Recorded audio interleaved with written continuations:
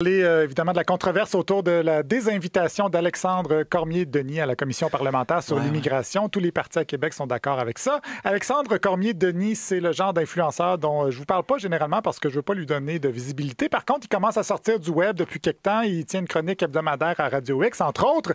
Je vous épargne là, tous les clips où il dit que le quotient intellectuel des Blancs est plus élevé, où il parle des Autochtones primitifs, des Africains qui sont pas capables de rien bâtir sans l'aide de l'homme blanc.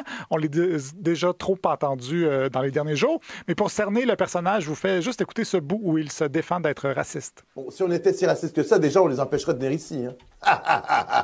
Oh, on dirait Alain Lefebvre. C'est plus épeurant plus épeurant que le clavois, je dirais. Monsieur Cormier-Denis se dit ethno-nationaliste, ce qui est un bel euphémisme que pas tout le monde semble accepter. Montage. Le titre, c'était un chroniqueur de Radio X refusé au Parlement. Qui est cet homme? Il est très actif sur le web, se décrit comme étant ethno-nationaliste. Ou Zemmour québécois. Ou... Zemmour en moins bon. Un suprémaciste blanc. Un suprémaciste blanc. Quelle cave! Mais quelle cave! Sur la forme, ça faisait des bouts Jean-Luc Mongrain des années début 90. Là. Complètement maladroit, trop radical, trop en colère. Monsieur, comment il s'appelle? Monsieur Cormier-Denis. Mais le mieux, c'est de dire cet individu. Exactement, Monsieur Chose, là. Dans mon cas, ça va être Ticoun. Bon, Ticoun, donc un mélange de Ticoun qui est le delivery de Jean-Luc Mongrain et les idées d'Éric Zemmour. Et justement, comme la France a fait avec Zemmour, il faut entendre ces idées-là pour pouvoir les challenger, a expliqué Dominique Moret de Radio X. Il faut que tu laisses ventiler ces gens-là envers qui tu n'es pas d'accord. Mais tu dois les écouter. Es-tu d'accord avec moi, Dan, là-dessus? Tellement. Cette façon de faire qu'on a de cacher l'opinion qu'on veut pas voir. En fait, c'est comme des pas propres qui font le ménage en pitchant des affaires en dessous du divan. La poussière, on la verra pas, je vais la pitcher en dessous du divan, en dessous du lit.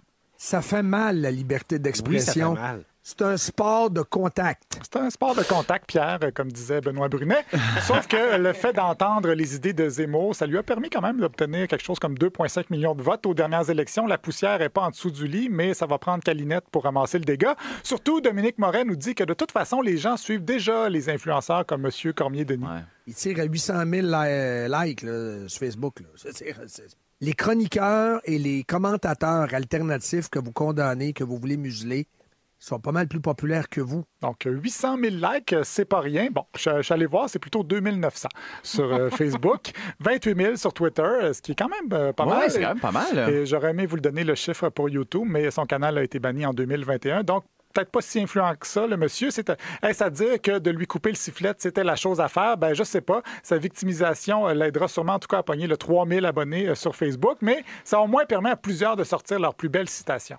Je me suis rappelé la citation qu'on attribue à Voltaire. Je suis contre ce que vous dites à mort, mais je suis prêt à mourir pour que vous puissiez le dire. C'est dans le texte. Vous savez, il y a la phrase qui est faussement attribuée à Voltaire, mais qu'on dit que je ne suis pas d'accord avec ce que vous dites, mais je me battrai jusqu'au bout pour que vous puissiez le dire. La phrase de Voltaire qui dit je suis pas d'accord avec vous, mais je me battrai jusqu'au sang pour vous permettre de dire ce que vous avez à dire. Moi, je me souviens qu'un président américain avait toujours dit « Je suis peut-être pas d'accord avec vos propos, mais je vais me battre pour que vous ayez le droit de le dire. » Bon, Thomas Voltaire. Exactement. Voltaire n'aurait jamais dit ça, le président américain. Je sais pas. Reste que ça fait beaucoup de monde prêt à se battre pour Cormier-Denis. Pourtant, c'est bien beau, Voltaire, mais il faut aussi écouter Claude. Il y a Claude qui nous écrit, c'est pas toujours édifiant d'entendre des absurdités semblables.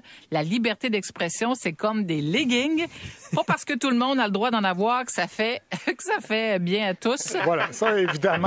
Claude, il n'y a pas tant. C'est pas une citation de Voltaire, mais d'Alain Gravel, qui est un cycliste amateur de l'ICRA et de liberté d'expression.